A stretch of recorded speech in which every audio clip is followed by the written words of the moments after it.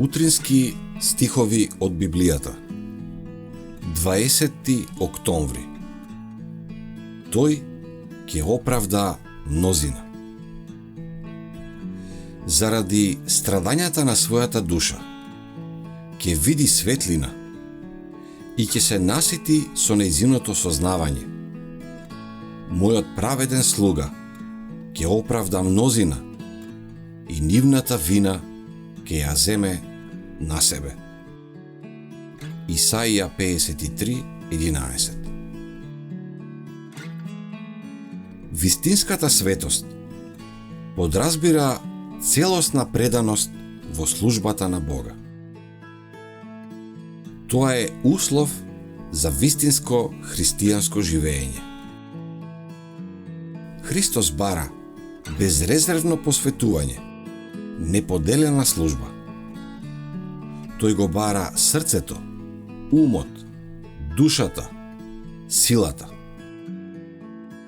Егото не треба да се негува. Оној што живее за себе не е христијанин. Љубовта мора да биде начело на нашето дејствување. Таа е темелно начело на Божјето владење на небото и на земјата. И тоа мора да стане темел на карактерот на христијанинот. Единствено таа може христијанинот да го одржи непоколеблив. Единствено таа може да го оспособи да ги издржи пробите и искушенијата. А љубовта ќе се открие низ жртва. Планот за откуп бил заснован на жртва. На жртва толку широка и длабока и висока, што е неизмерлива. Христос дал се за нас и сите што го прифаќаат Христос ќе бидат подготвени да жртвуваат се за својот откупител.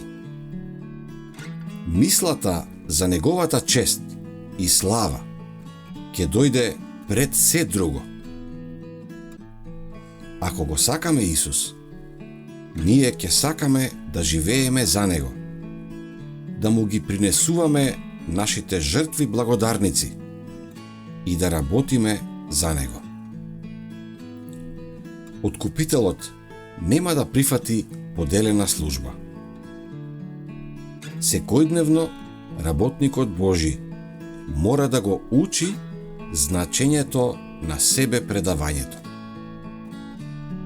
Тој мора да ја проучува Божјата реч, да го учи нејзиното значење и да биде послушен на нејзините начала. Така, тој може да го достигне стандардот на христијанска извонредност. Од ден во ден, Бог работи со него, усовршувајќи го карактерот што ќе опстои во времето на конечниот тест. И од ден во ден, верникот изведува пред луѓето и ангелите возвишен експеримент, покажувајќи што може Евангелието да направи за паднатите човечки суштества.